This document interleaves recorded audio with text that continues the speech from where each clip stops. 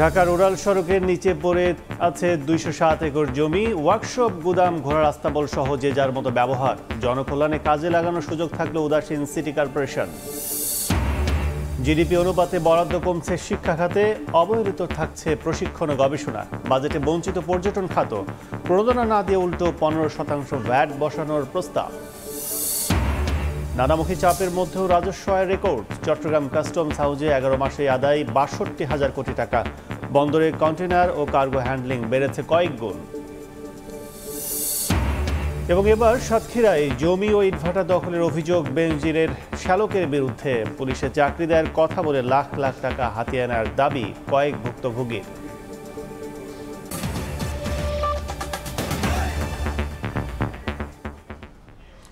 সকালের সময় সঙ্গে আছে আমি কাজল আব্দুল্লাহ। এই মুহূর্তে যুক্তরাষ্ট্রের ডালাসে আছেন রিপোর্টার সাজিদ মোস্তাহিদ। সরাসরি যুক্ত হচ্ছি তার সঙ্গে। আমরা বাংলাদেশ বোলারদের দারুণ পারফরমেন্স কিন্তু আমরা দেখছি। গ্র্যান্ড প্রেরি সাক্ষী হয়েছে কিন্তু বাংলাদেশের বোলারদের দুর্দান্ত একটা পারফরমেন্সের। এখন পর্যন্ত বলা যায় বাংলাদেশ কিন্তু ম্যাচের নিয়ন্ত্রণে আছে, যদিও শুরুটা কিন্তু ঠিক এভাবে বাংলাদেশ করতে পারেনি। কারণ পাওয়ার প্লেতেই আমরা যদি বলি শ্রীলঙ্কা কিন্তু প্রায় ৫৩ রান, ওভার প্রতি প্রায় ৯ রান করে তুলে নিয়েছিল। একটা ওভার থেকে কিন্তু সাকিবের ৪টা ৪ মেরেছিলেন প্রথম নিশাঙ্কে। এরপর এর আগে আসলে বলা যায় যে তাসকিনেরও এক ওভার থেকে কিন্তু ১২ রান তুলে নিয়েছিলেন। সেই ২ ওভারই কিন্তু আসলে সবচেয়ে বেশি রান তুলেছিল শ্রীলঙ্কা। তবে এরপরে আমরা দেখেছি মুস্তাফিজুর রহমান কাটার মাস্টার, যিনি দারুণ একটা আইপিএল পার করে এসেছেন।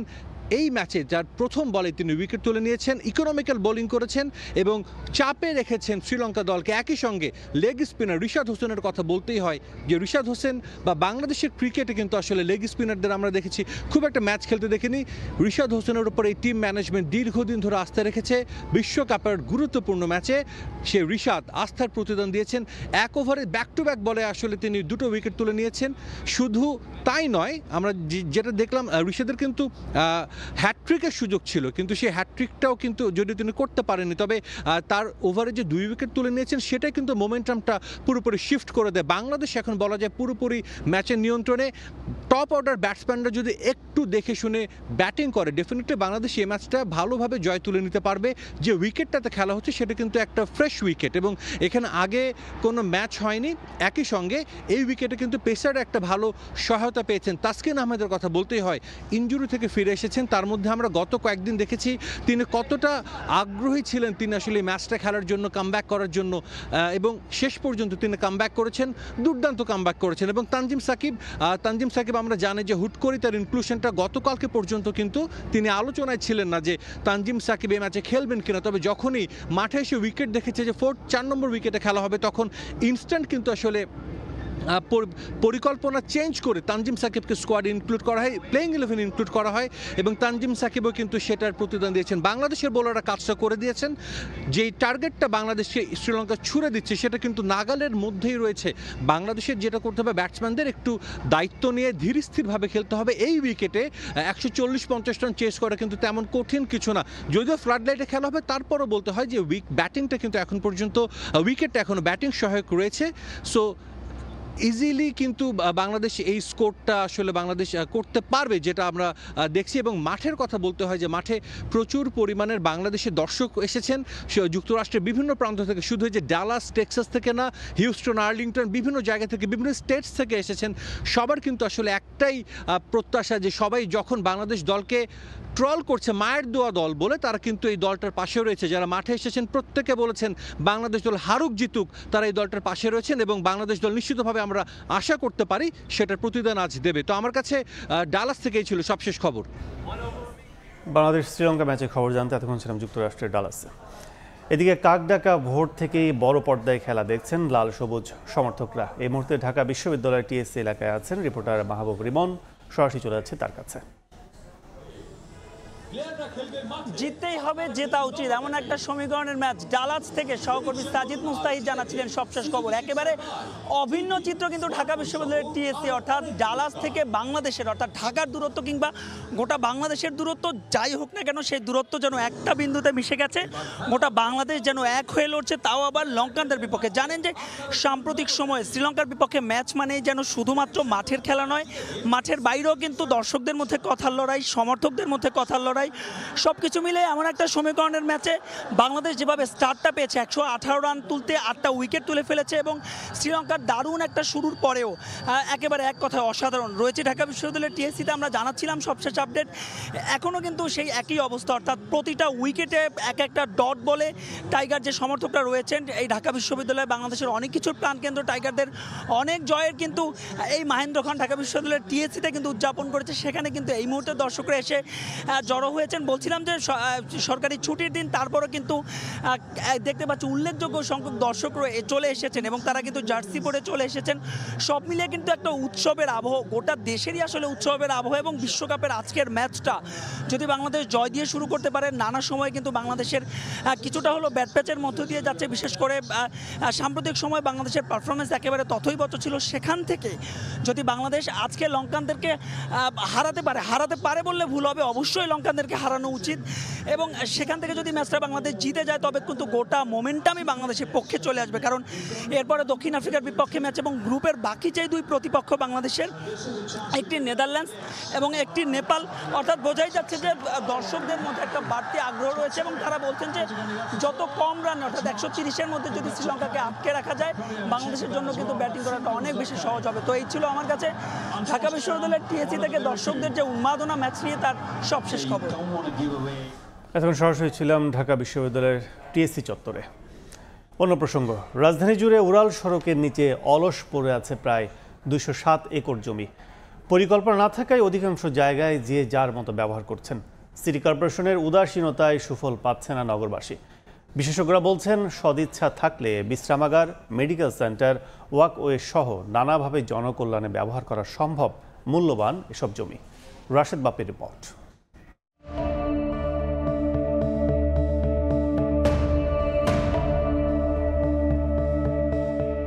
2004 সালে প্রথম উড়াল পথের আওতায় আসে রাজধানী। সময়ের সঙ্গে সঙ্গে বাড়তে থাকে ফ্লাইওভারের সংখ্যা। বর্তমানে শুধু ফ্লাইওভারই নয়, একের পর এক প্রকল্পে ঢেকে যাচ্ছে মাথার উপরের খোলা আকাশ। বহরে যুক্ত হয়েছে elevated expressway, metro rail, BRT সহ নানা প্রকল্প। স্বাভাবিক দৃষ্টিতে উড়াল সড়কের নিচে থাকা এই জায়গা খুব বেশি মনে না হলেও এর মোট পরিমাণ কত হতে পারে জানেন কি? একটি বেসরকারি সংস্থার তথ্য বলছে রাজধানীতে প্রায় 108 কিলোমিটার উড়াল সড়কের নিচে পড়ে আছে অন্তত 207 একর জমি। প্রশ্ন হলো, এত বিপুল পরিমাণ জমির আসলে কাজটা কি? রাজধানীতে এক খণ্ড জমি সোনার চেয়েও দামি। চরমে বাস্তবতা সবাই বুঝলেও ব্যতিক্রম হয়তো সিটি কর্পোরেশন। নয়তো জমির এত অপব্যবহার হয় কি করে? সুনির্দিষ্ট কোনো পরিকল্পনা না থাকার সুযোগে উড়াল সড়কের নিচের অধিকাংশ জায়গায় এখন ব্যবহার হচ্ছে যেমন খুশি তেমন সাজের স্টাইলে। কোথাও মূল্যবান জমি ব্যবহার হচ্ছে ওয়ার্কশপ হিসেবে, কোথাও গুদাম ঘর, আবার কোথাও ঘোড়া রাস্তা চল, কেউ কেউ বসিয়েছেন ছোটখাটো দোকানও। যদিও জমির এই ব্যবহারের পেছনে রয়েছে চাঁদাবাজির অভিযোগ। এই জায়গাগুলো যার যার মতো সে হেসে দখল করে বসে আছে। কিছু মানুষের উপকার হচ্ছে, তারা লুইটা পেটে খাচ্ছে, পাবলিকের কোনো উপকারে আসে। সরকার এরকম বিঘা বিঘা জমি ফালা রাখছে, এখানে অনেক কিছু করা যায় ইচ্ছা করলে, কিন্তু সরকার এটা করে না। একটু পরিকল্পনা আর সদিচ্ছা থাকলে অনাদরে পড়ে থাকা এসব জমি ব্যবহার করে কাজে লাগানো যেত গণমানুষের কল্যাণে। তৈরি করা যেত বিশ্রামাগার, শিশুদের খেলাধুলার জায়গা, মেডিকেল সেন্টার, ওয়াকওয়ে সহ অনেক কিছুই। সম্প্রতি ফ্লাইওভারের নিচের জায়গার এমন বহুমুখী ব্যবহার নিয়ে রূপকল্প তৈরি করে বেসরকারি সংস্থা centre for inclusive architecture and আরবানিজম। নেতৃত্ব দেন প্রতিষ্ঠানটির নির্বাহী পরিচালক অধ্যাপক ডক্টর আদনান জিল্লুর মোর্শেদ। আমাদের কোনো সংস্থা বা দায়িত্বশীল কোনো প্রতিষ্ঠান আসলে এই জায়গাটা নিয়ে চিন্তাও করেনি। ফ্লাইওভারগুলো যে এলাকাগুলোর উপর দিয়ে গেছে তার যে চারপাশে স্থানীয় বাসিন্দারা আছেন, অন্যান্য পেশাজীবীরা আছেন, সবার সম্পৃক্ততা নিয়েই কিন্তু আমরা সেই জায়গাগুলোকে গণপরিসরে রূপান্তর করতে পারি। বড় কোনো অঙ্কের বাজেট ছাড়াই এই পরিকল্পনা বাস্তবায়ন সম্ভব বলছে সংস্থাটি। এর জন্য কিন্তু খুব বেশি টাকারও প্রয়োজন নেই।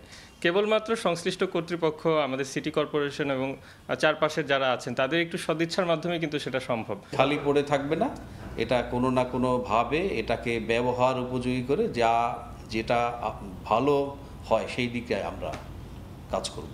ঘনবসতিপূর্ণ ঢাকায় জমির এমন অপব্যবহারে বছরের সামাজিক, অর্থনৈতিক, পরিবেশগত ও জনস্বাস্থ্যগত ক্ষতির পরিমাণ বলা হচ্ছে অন্তত 21,000 কোটি টাকা।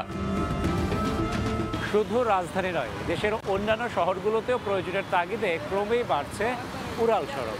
আর তাই সামনের দিনে এমন পরিকল্পনা বা প্রকল্প হাতে নেওয়ার আগে শুধু উপরের সড়ক নয়, নিচের জায়গাটুকুরও সর্বোত্তম ব্যবহার নিশ্চিতের বিষয়টি পরিকল্পনায় যুক্ত করার পরামর্শ বিশেষজ্ঞদের। রাশেদ বাপ্পি, সময় সংবাদ, ঢাকা।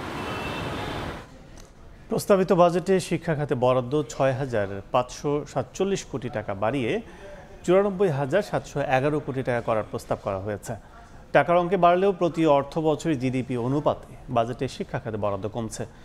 প্রশিক্ষণ ও গবেষণাকে গুরুত্ব দিয়ে ইউনেস্কোর মানদণ্ড অনুযায়ী শিক্ষা খাতে বরাদ্দের পরামর্শ বিশ্লেষকদের। শাকির আহমেদের রিপোর্ট। ২৫ অর্থ বছরে মাধ্যমিক ও উচ্চ শিক্ষায় ৪৪,১০৮ কোটি টাকা বরাদ্দের প্রস্তাব করছি।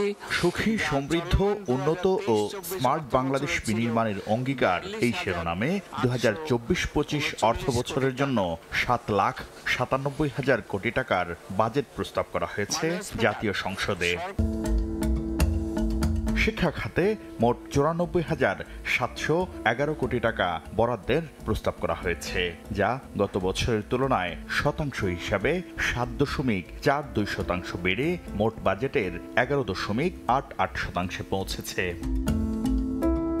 তবে জিডিপির অনুপাতে ২০২৩-২৪ অর্থ বছরের তুলনায় প্রস্তাবিত বাজেটে শিক্ষা খাতে বরাদ্দ ১.৭৬% থেকে ১.৬৯% হয়েছে।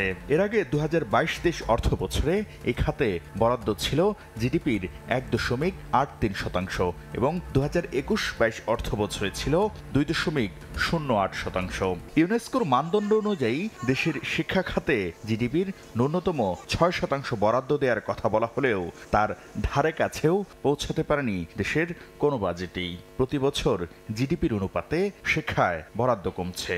হওয়া উচিত শিক্ষা বাজেট অথবা জিডিপি। বাংলাদেশে শিক্ষা খাতে বরাদ্দ এশিয়ায় সর্বনিম্ন উল্লেখ করে বাজেট বিশ্লেষকরা বলছেন, লক্ষ্য অর্জনে ইউনেস্কোর মানদণ্ড অনুযায়ী শিক্ষা খাতে বরাদ্দ বাড়ানো জরুরি। ইউনেস্কোর সিগনেটারি হিসেবে শিক্ষা বাজেট হওয়া উচিত বাজেটের অন্তত 20%, অর্থাৎ 20% হওয়া উচিত শিক্ষা বাজেট অথবা জিডিপির 4 থেকে 6% মধ্যে হওয়া উচিত, যেটা এখন মাত্র অর্ধেকের মতো হচ্ছে।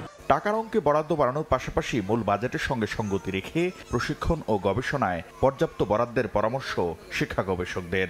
শিক্ষা মানে শুধুমাত্র বেতন বা অবকাঠামো নির্মাণই না, শিক্ষার সাথে অনুষঙ্গী যে সকল বিষয়, যেমন ধরেন আপনার প্রশিক্ষণ কিংবা গবেষণা, সে বিষয়গুলোর জন্য যথাযথ অর্থ বরাদ্দ যেন থাকে এবং পরিকল্পনা থাকে, সে বিষয়গুলো তাদের দেখা দরকার। এছাড়া ক্ষুদ্র নৃগোষ্ঠী ও সংখ্যালঘু সহ পিছিয়ে পড়া জনগোষ্ঠীর শিক্ষার অধিকার নিশ্চিতে আরও বেশি গুরুত্ব দেওয়ার পরামর্শ বিশ্লেষকদের। তাদের যে শাকির আহমেদ, সময় সংবাদ, ঢাকা। জিডিপিতে ৩% বেশি অবদান রাখলেও বাজেটে বঞ্চিত পর্যটন খাত। বরং উদীয়মান খাতটিকে চাপে ফেলতে 15% ভ্যাট বসানোর প্রস্তাব করেছেন অর্থমন্ত্রী। ট্যুর অপারেটররা বলছেন, বাড়তি খরচের কারণে মুখ ফিরিয়ে নেবেন বিদেশি পর্যটকরা। বরাদ্দ প্রণোদনা বাড়িয়ে পর্যটনের পাশে থাকার পরামর্শ অর্থনীতিবিদদের। ফরাদুর রহমানের রিপোর্ট।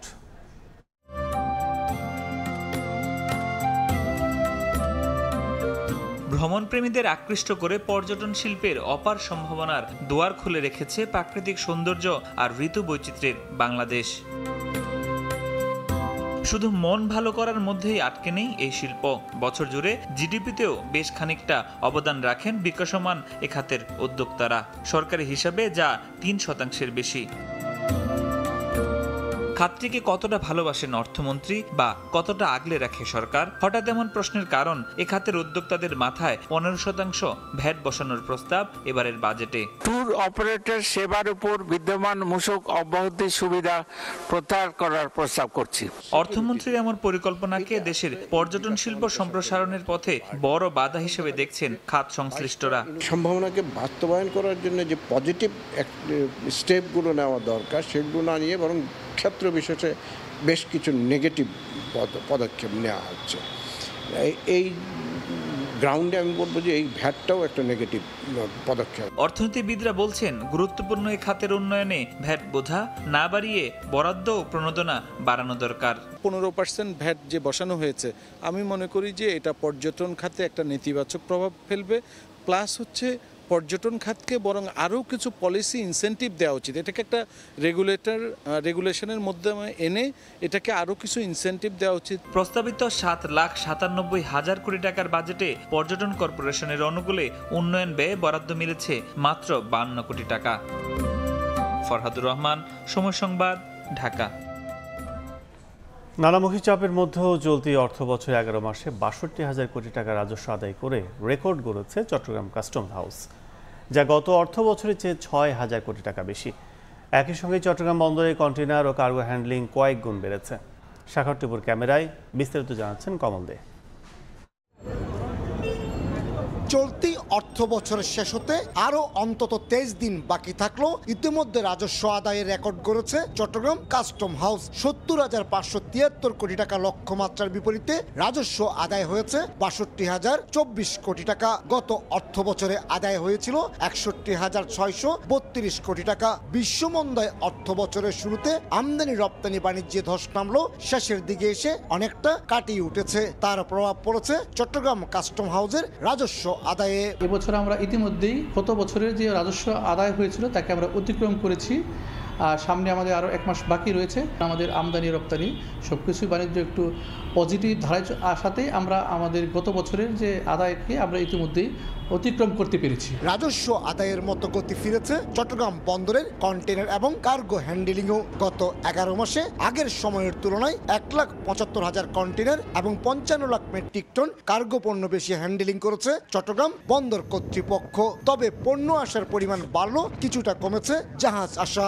এই স্ট্যাটিস্টিক্সে দেখা যাচ্ছে যে আমাদের জাহাজ হ্যান্ডলিং কিছুটা কমেছে।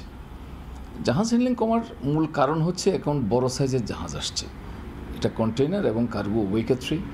তো বড় সাইজের কার্গো আসলে তাদের যদি ফুল ক্যাপাসিটি নিয়ে জাহাজ আসে তাহলে জাহাজ কম আসতেই পারে। ডলার সংকটে 2022-23 অর্থ বছরে বিলাসবহুল পণ্য আমদানির ক্ষেত্রে বিধিনিষেধ আরোপ করলেও এখন অনেকটা শিথিল করা হয়েছে। এতে আমদানি বেড়েছে অনেক বেশি। বেসরকারি 21টি অফডকের তথ্য অনুযায়ী গত 11 মাসে রপ্তানির পরিমাণ 1% বাড়লেও আমদানি বেড়েছে অন্তত 16%।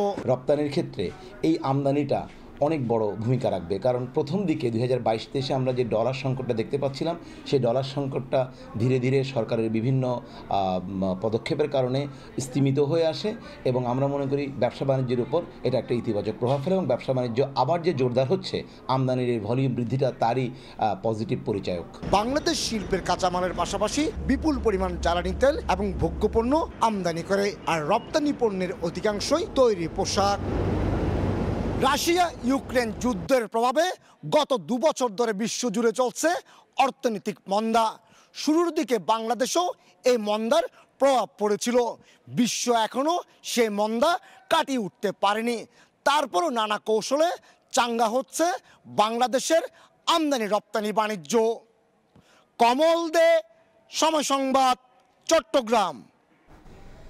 দেশের প্রায় মূল ভূখণ্ডের সমান সমুদ্র সীমার মালিক হলেও সুনীল অর্থনীতির সঠিক ব্যবহার করতে পারছে না বাংলাদেশ। উল্টো প্লাস্টিক দূষণ ও অনিয়ন্ত্রিত বর্জ্যে প্রতিনিয়ত নষ্ট হচ্ছে সামুদ্রিক জীববৈচিত্র্য, হুমকির মুখে সামুদ্রিক প্রাণীও। বিপুল সম্ভাবনা কাজে লাগাতে আলাদা মন্ত্রণালয় করা সহ বাস্তবসম্মত পদক্ষেপ নেওয়ার পরামর্শ সমুদ্র গবেষকদের। মোহাম্মদ ফরাজের ক্যামেরায় বিস্তারিত জানাচ্ছেন সুজাউদ্দিন রুবেল। অবারিত সৌন্দর্যের জলরাশির সঙ্গে ঢেউয়ের নূপুর, সাদা চোখের দৃশ্যমান সমুদ্রের নীলাভ জলের তলদেশের সম্পদ এখন আর রূপকথার গল্প নয়। সমুদ্রে আছে নানান প্রজাতির মাছ আর উদ্ভিদ। পণ্য আমদানি রপ্তানির অপার সম্ভাবনা সহ তেল, গ্যাস ও খনিজ সম্পদে পরিপূর্ণ থাকায় সমুদ্রকে বলা হয় সম্পদের স্বর্গরাজ্য। তবে একে কাজে লাগিয়ে বিশ্বের সমুদ্র উপকূলীয় দেশগুলো বিপুল পরিমাণ আয় করলেও সুনীল অর্থনীতির সঠিক ব্যবহার করতে পারছে না বাংলাদেশ। বিশ্বের অন্যতম সমুদ্র সৈকত কক্সবাজারে হাঁটতে গেলে চোখে পড়বে প্লাস্টিক বোতল, পলিথিন, ছেঁড়া জাল ও প্লাস্টিক বর্জ্য। আর দূষণে প্রতি বছর মারা পড়ছে সামুদ্রিক কাছিম, ডলফিন ও তিমি। আর সবচেয়ে বেশি হুমকির মুখে প্রবালদ্বীপ, সেন্ট মার্টিন। তলদেশে মিলছে দূষণের ভয়াবহ চিত্র, হুমকির মুখে পড়ছে ব্লু ইকোনমি। যখন ডাইভিং করে সাগরের নিচে যায় তখন কিন্তু আমরা মাঝে মাঝে দেখতে পাই যে সিঙ্গেল ইউজ প্লাস্টিকগুলো, পলিথিন, বিভিন্ন ধরনের ক্যান, বেশিরভাগই কিন্তু দেখা যাচ্ছে যে আমার যে জায়গাটায় আছে সেটা যদি প্রবালের উপরে থাকে প্রবালের ক্ষতি করছে, এটা বালির মধ্যে থাকলে বা দেখা যাচ্ছে সেই জায়গার বালিটাও পরিবেশটা নষ্ট হচ্ছে।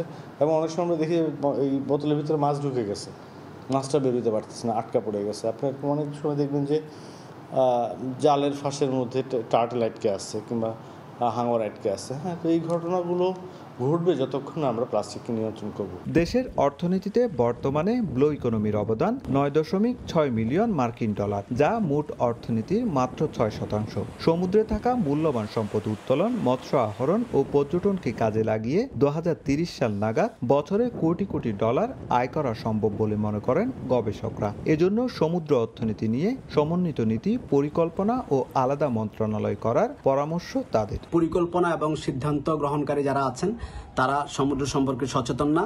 1,47,000 বর্গ কিলোমিটারের যে আমাদের ভূমিভিত্তিক বাংলাদেশ, সেটাকে ম্যানেজ করার জন্য 43টিরও বেশি মন্ত্রণালয় আছে, কিন্তু আমাদের সমুদ্র এবং সমুদ্র সম্পদকে ব্যবস্থাপনার জন্য আমাদের একটি মন্ত্রণালয় এখন করা হয় না, যার কারণে আমাদের সমুদ্রের কোনো কর্তৃপক্ষ জাতীয়ভাবে নেই।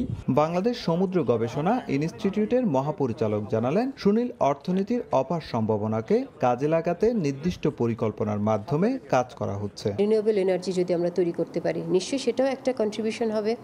ওশান এনার্জি যদি আমরা ইউজ করে পারি, এই যে আমাদের সিভিড নিয়ে এত রিসার্চ হচ্ছে, সেটা যখন আপনার কমার্শিয়াল এই যে বাণিজ্যিকভাবে ইউজ হবে, সেখান থেকেও আমাদের কন্ট্রিবিউশন হবে। আমরা এইভাবে রিসার্চগুলো করে করেই কিন্তু কন্ট্রিবিউশনের দিকে যাচ্ছি। উন্নত ও সমৃদ্ধ বাংলাদেশ নির্মাণে মূল ভূখণ্ডের বাইরে প্রায় 1,18,883 বর্গ কিলোমিটারের বিশাল সমুদ্র সীমার বিপুল সম্ভাবনা কাজে লাগাতে বাস্তবসম্মত পদক্ষেপ নেওয়ার দাবি সংশ্লিষ্টদের। সমুদ্র কখনো দুর্যোগের আতুঘর, কখনো সম্পদের স্বর্গরাজ্য, কিন্তু এই সম্পদ আহরণে নেই তেমন কোনো কার্যকর উদ্যোগ। অথচ ইন্দোনেশিয়া, মালয়েশিয়া ও প্রতিবেশী দেশ ভারতও এই সমুদ্র থেকে আয় করছে কোটি কোটি ডলার। বিশেষজ্ঞরা বলছেন, সুনির্দিষ্ট পরিকল্পনার মাধ্যমে কাজ করা গেলে বাংলাদেশের পক্ষেও সম্ভব এই সমুদ্র থেকে বিপুল পরিমাণ সম্পদ আহরণ করা। সুজাউদ্দিন রুবেল, সময় সংবাদ, কক্সবাজার। যুক্তরাষ্ট্রে বাংলাদেশ দূতাবাসের জরুরি তহবিল থেকে উধাও হয়ে গেছে 5.5 কোটি টাকা। কৌশলে সে সময়ের পররাষ্ট্রমন্ত্রীর করা তদন্ত কমিটির প্রধানকে বাদ দিয়ে নতুন কমিটি করে মন্ত্রণালয়ের আমলারা। কমিটি হওয়ার বছর পেরিয়ে গেলেও তদন্ত শেষ হয়নি। বিষয়টি স্বীকার করে সাবেক পররাষ্ট্রমন্ত্রী একে আব্দুল মোমেনের ইঙ্গিত দেন, দূতাবাসের মধ্যম সারির কোনো কর্মকর্তাই জড়িত এই অর্থ লোপাটের সঙ্গে। 2007 সালে ঘূর্ণিঝড় সিডোরে ক্ষতিগ্রস্তদের সহায়তায় যুক্তরাষ্ট্রে বাংলাদেশ দূতাবাসের খোলা একটি ব্যাংক অ্যাকাউন্টে জমা হয় $1,76,000 বা 2 কোটি টাকার বেশি। দুর্যোগকালীন সময়ে এ অর্থ ব্যবহার হওয়ার কথা থাকলেও 2020 সালের অক্টোবর মাসের পর সেই অ্যাকাউন্ট থেকে অর্থ লোপাট করে দূতাবাসেরই একটি চক্র। হিসাবটি বন্ধ করে দেওয়ার উদ্যোগ নিলে যুক্তরাষ্ট্রের ওই ব্যাংক কর্তৃপক্ষ বিষয়টি দূতাবাসকে জানায়। রাষ্ট্রদূত জিয়াউদ্দিনের বিদায় এবং এম শহীদুল ইসলামের দায়িত্ব গ্রহণের মাঝামাঝি সময়ে এই অর্থ লোপাটের ঘটনা ঘটে। এ সময়ের মধ্যে দূতাবাসের আরেকটি অ্যাকাউন্ট থেকে সরানো হয় আরও $3 লাখ বেশি বা প্রায় 3.5 কোটি টাকা। রাষ্ট্রদূত শহীদুল ইসলাম দায়িত্ব নেয়ার পর একটি চিঠির মাধ্যমে সে সময়ের পররাষ্ট্রমন্ত্রী ডক্টর একে আব্দুল মোমেন ও সচিবকে এ তথ্য জানান।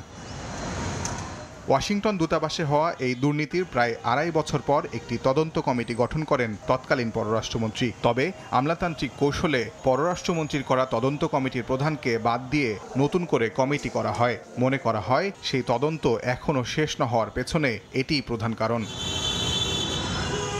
এসব অভিযোগের বিষয়ে জানতে চাইলে অস্বীকার করেননি সাবেক পররাষ্ট্রমন্ত্রী। এইটা একটু দুঃখজনক। আমি যখন সরকারে ছিলাম তখন আমাদের রাষ্ট্রদূত ওয়াশিংটনে যিনি, সেই তথ্যটা আমাদের পররাষ্ট্র সচিবকে জানান, আমাকেও একটা জানিয়েছিলেন। এটা বোধহয় 4 লক্ষ কত হাজার, আমাদের দেশের জন্য অনেক টাকা। এটা বহুদিন ধরে পড়েছিল ডরমেন্ট অ্যাকাউন্টে। তখন ব্যাংকই সতর্ক হয়ে গেল যে এতগুলো টাকা হঠাৎ করে উধাও হয়ে গেল, এবং সেই কারণে উনি জানিয়েছিলেন। তখন আমি আমাদের সরকারি যেটা নিয়ম, সেখানে আমরা একটা ইনভেস্টিগেশন করার জন্যে কেমনে হলো, কে দায়ী, এইগুলো নির্ধারণের জন্যে আমরা একটা কমিটি নিয়োগ করি, রিকমেন্ড করি। পরবর্তীতে এটা পরিবর্তন হয়। সাবেক মন্ত্রীর ইঙ্গিত, দূতাবাসের মধ্যম সারির কোনো কর্মকর্তা এ দুর্নীতির সঙ্গে জড়িত। স্টাফরা এবং অফিসাররা সব তৈরি করে। আর যিনি অ্যাম্বাসেডর হন উনি খালি পাশে সই করেন, তো এরকমও হতে পারে। যদিও ডক্টর হাসান মাহমুদ নতুন পররাষ্ট্রমন্ত্রী হিসেবে দায়িত্ব পাওয়ার পর বিষয়টি তার নজরে আনা হয়েছে কিনা সেটি নিশ্চিত হওয়া যায়নি। তবে ডক্টর মোমেনের আশা নতুন পররাষ্ট্রমন্ত্রী এই দুর্নীতির যথাযথ তদন্ত শেষে ব্যবস্থা নেবেন। আই হ্যাভ কনফিডেন্স যে আমাদের নতুন পররাষ্ট্রমন্ত্রী যিনি আসছেন তিনি এটার ফুল ইনভেস্টিগেশন করবেন। তাজওয়ার মাহমিদ, সময় সংবাদ, ঢাকা। দেশের আকাশে জিলহজ মাসের চাঁদ দেখা গেছে। 17 জুন পবিত্র ঈদুল আজহা উদযাপন করা হবে। জাতীয় মসজিদ বায়তুল মোকাররমে দীর্ঘ বৈঠক শেষে শুক্রবার রাত 9:30টার দিকে চাঁদ দেখার বিষয়টি নিশ্চিত করেন ধর্মমন্ত্রী। শুক্রবার সন্ধ্যায় বাংলাদেশের আকাশে পবিত্র জিলহজ মাসের চাঁদ দেখা যাওয়ার সংবাদ পাওয়া গিয়েছে। আলহামদুলিল্লাহ 8 জুন 2024 খ্রিস্টাব্দ শনিবার থেকে 1445 হিজরি সালের পবিত্র জিলহজ মাস ঘোষণা শুরু হবে। 1431 বঙ্গাব্দ 17 জুন 2024 খ্রিস্টাব্দ তারিখ সোমবার সারা দেশে পবিত্র ঈদুল আজহা উদযাপিত হবে ইনশাআল্লাহ। পবিত্র ঈদুল আজহা উপলক্ষে আমি দেশবাসীকে জানাই অগ্রিম ঈদ শুভেচ্ছা। এবার ক্ষমতার দাপট দেখিয়ে অন্যের জমি ও ইটভাটা দখলের অভিযোগ সাবেক আইজিপি বেনজির আহমেদের শ্যালকের বিরুদ্ধে। এমনকি পুলিশে চাকরি দেওয়ার কথা বলে লাখ লাখ টাকা হাতিয়ে নেয়ার অভিযোগ উঠেছে। সাতক্ষীরা সদরের আলীপুরে একাধিক ভুক্তভোগীর অভিযোগ, ক্রসফায়ারের ভয় দেখিয়ে নানা অপরাধ করেন বেনজিরের শ্যালক। তবে সব অভিযোগ অস্বীকার করেছেন মির্জা আনোয়ার। আমিনুর গাজী সবুজের ছবি ও মমতাজ আহমেদ বাপির তথ্যের রিপোর্ট। সাবেক আইজিপি বেনজির আহমেদের একের পর এক অবৈধ সম্পদের খোঁজ বেরোচ্ছে দেশের সমতল ও পাহাড়ি জমিতে, যা নিয়ে অনুসন্ধান ও আইনি প্রক্রিয়া চালাচ্ছে দুদক। এবার বেনজিরের ক্ষমতার দাপটকে পুঁজি করে অন্যের জমি ও ইটভাটা দখলের অভিযোগ উঠল তারই শ্যালক মির্জা আনোয়ার পারভেজের বিরুদ্ধে। সাতক্ষীরা সদরের আলীপুর ইউনিয়নের বুলারাটি গ্রামে বেনজির আহমেদের শ্বশুর সাবেক এডিশনাল ডিআইজি মির্জা মনসুরুল হকের বিশাল বাড়ি, কিন্তু সেখানে কেউই থাকেন না। দেখাশোনা করেন কেয়ারটেকার প্রশান্ত দাস, কিন্তু তাকেও পাওয়া যায়নি। ভুক্তভোগী কয়েকজনের অভিযোগ, বেনজির আহমেদ দীর্ঘদিন র্যাবের মহাপরিচালক ও আইজিপি হিসেবে দায়িত্ব পালনকালে শ্যালক মির্জা আনোয়ার পারভেজ তার সহযোগীদের নিয়ে একই এলাকার আশরাফুজ্জামান হাবলুর ইটভাটা দখল করে নেন। ক্রসফায়ারের ভয় দেখিয়ে ইটের ভাটা লিখে দিতে ব্যবহার করা হয়েছে আইনি প্রয়োগকারী সংস্থাকেও। সাবেক আইজিপি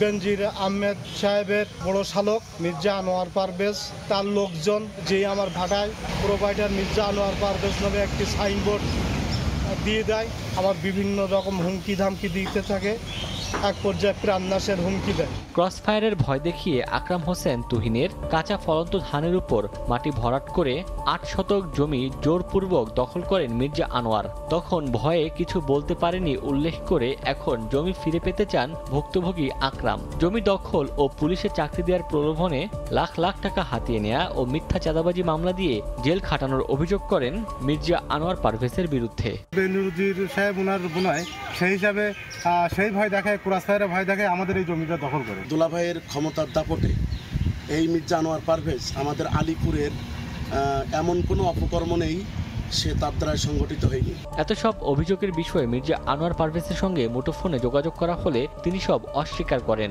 দাবি করেন সাতক্ষীরায় যা কিছু আছে তার দাদার আমলের জমি, আর ইটভাটার মালিকদের পারিবারিক দ্বন্দ্বকে তার উপর চাপানো হচ্ছে। জমি যদি দখল করে থাকি তাদেরকে বলতে বলেন আমি দেখতে কেমন এবং সে জমি কোন জায়গায় কোথায়। আমি ভাই তাদের দামও জীবনে শুনি নাই। ওখানে আমার দাদার আমলের যে জমি সেই জমি ছাড়া আমার কোনো জমি জায়গা নাই। আনোয়ার পারভেজের বাবা মির্জা মনসুরুল হক একসময় গোপালগঞ্জের পুলিশ সুপার ছিলেন। তখন বেনজির আহমেদের সঙ্গে বিয়ে হয় তার মেয়ে দিশান মির্জার। সময় সংবাদ, সাতক্ষীরা। জনমানবহীন এলাকায় নেই কোনো চলাচলের পথ, তবুও মরা খালের উপর 28 লাখ টাকা ব্যয়ে নির্মাণ করা হচ্ছে সেতু।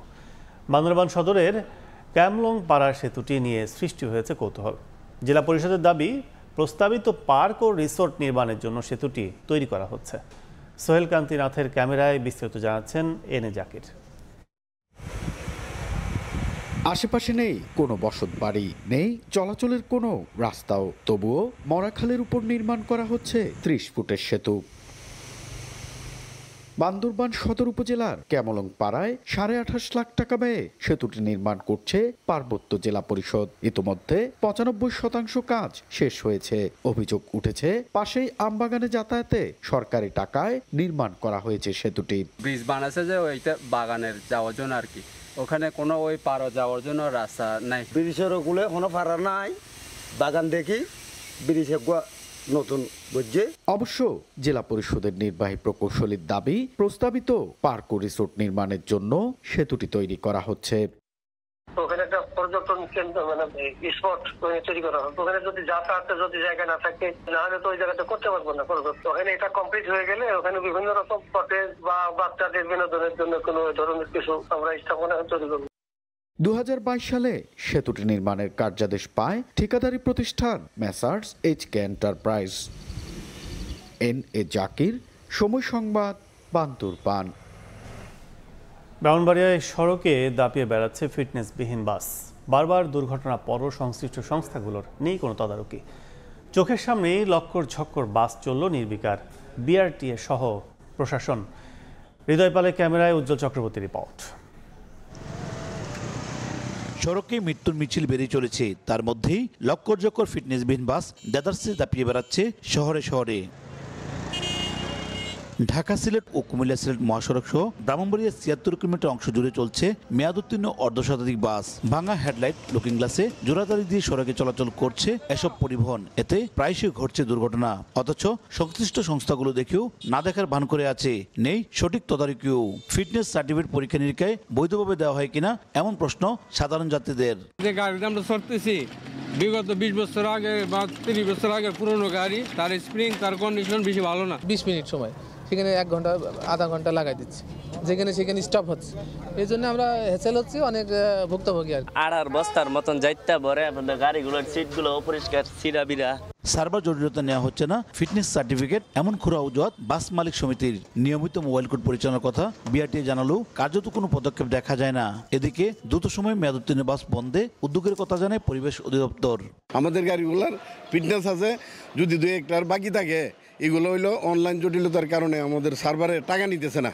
এই টাকা না নেওয়ার কারণে এগুলা ম্যাক্সিমাম চালকরা হচ্ছে যে তাদের সাইন সম্পর্কে জানে না, রোড সাইন সম্পর্কে জানে না। তাদের হচ্ছে যে সিগন্যালগুলো না মানার আবার ওভার স্পিডের কারণে এগুলো হচ্ছে যে দুর্ঘটনাগুলো ঘটে থাকে। আমাদের চিন্তাভাবনা যেটা আছে যে দূষণকারী বাস আসলে কোনো জায়গায় চলতে পারবে না। ফিটনেসবিহীন যে বাসের বিষয়ে আমরা আরটিসির মিটিং করে এই বিষয়ে সিদ্ধান্ত নিব এবং আমি আশা করি যে জেলা কোর কমিটির মিটিং করে সিদ্ধান্ত নিব যে এখানে কিভাবে করলে ফিটনেসবিহীন যে গাড়িগুলো আছে সেগুলোর বিরুদ্ধে যদি ব্যবস্থা নেওয়ার সুযোগ থাকে অবশ্যই আমরা ব্যবস্থা নেব।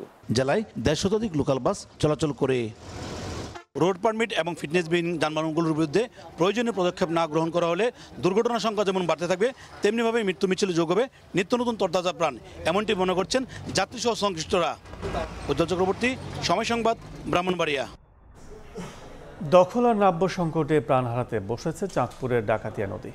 অবৈধ স্থাপনা ও বালুমহলের সঙ্গে জড়িতদের চিহ্নিত করে ব্যবস্থা নেওয়ার আশ্বাস প্রশাসনের। নাইমুল ইসলাম নীরবের ক্যামেরায় ফারুক আহমদের রিপোর্ট। এক সময়ের খরস্রোতা নদী ডাকাতিয়া চাঁদপুর শহরকে বিভাজন করেছে এই নদী। এক প্রান্তে নতুন বাজার, অন্য প্রান্তে পুরান বাজার। দিনে দিনে দখলদারদের দৌরাত্মে নদীর দুপার ভরে গেছে স্থায়ী অস্থায়ী স্থাপনায়। তার সঙ্গে বালু ব্যবসায়ীদের নজরও পড়েছে।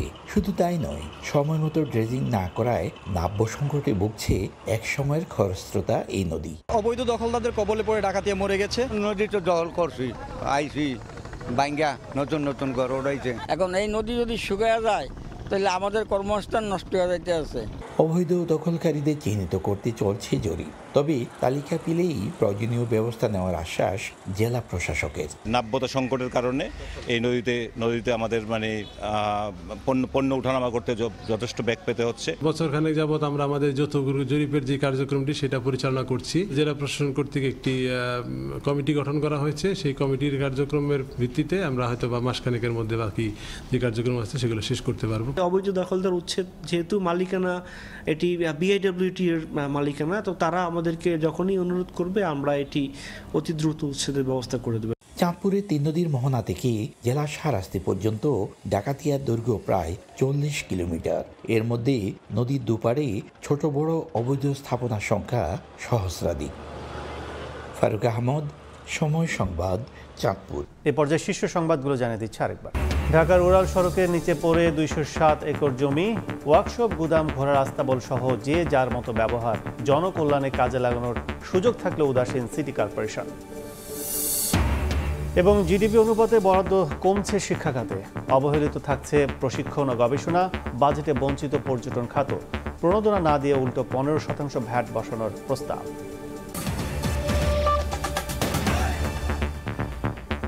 এই ছিল সকালের সময়।